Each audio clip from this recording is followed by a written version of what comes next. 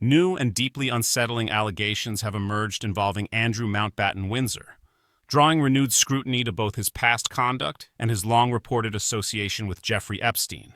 In a newly resurfaced account, former Metropolitan Police Protection Officer Paul Page, who served in the Royal Protection Unit from 1998 to 2004, claims he witnessed Andrew appearing to host two women believed to be sex workers inside his private apartments at Buckingham Palace.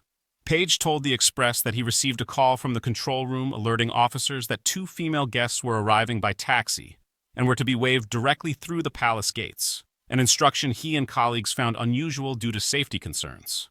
According to Page, the women were dressed in revealing outfits and seemed to have been drinking. Officers on duty allegedly agreed to discreetly observe them when they exited the residence later that evening. What followed, he says, was not only unexpected, but a breach of typical royal security protocols. Page recounts that the women spent approximately 1 hour in the prince's apartments, and when they finally emerged, the officers gathered near a tradesman's entrance, hoping to catch sight of them. However, what they did not anticipate was Andrew himself escorting the women out, standing on Buckingham Gate for nearly 10 minutes as he waited to hail a taxi. For the officers watching, this was highly unusual. Page stated that members of the royal family do not typically accompany private guests to public areas of the palace grounds, citing the moment as both a protocol lapse and a significant security vulnerability.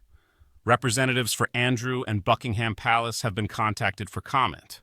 These claims surface at the same time as a separate wave of revelations tied to newly released documents in the United States. Emails involving Epstein and journalist Landon Thomas Jr., disclosed as part of legislative releases, indicate that Epstein was advised in 2015 to distance himself from Andrew as public attention around their association intensified. One message suggests that Andrew had consensual sex with an unnamed Epstein employee, though the identity of the individual is redacted, and it remains unclear whether the remark was referencing public allegations or private information. Thomas has since clarified that he was simply restating what he understood from media reporting at the time, adding that Epstein never directly confirmed such details to him. Andrew has always denied all allegations made against him and continues to maintain his innocence. These developments coincide with ongoing changes to the prince's public status. In October, King Charles III formally removed Andrew's remaining styles, including the use of Prince, and ordered him to vacate Royal Lodge in Windsor, where he had been living on a long-term lease.